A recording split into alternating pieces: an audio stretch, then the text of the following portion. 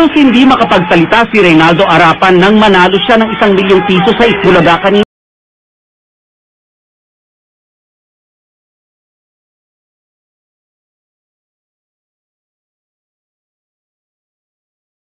Laguna si JR, kasamang live-in partner kanina nang pumunta sa Itbulaga.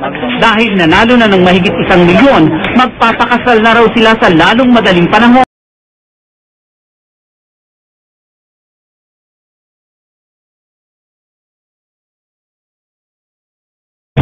May bago na namang milyonaryo dahil sa taktakbo o tatakbo segment ng Itbulaga. Isa siyang tricycle driver. Kilalanan natin siya sa kwento ni Lars Santiago. Sa kanya ako sumasagot. Halos hindi pa rin makapaniwala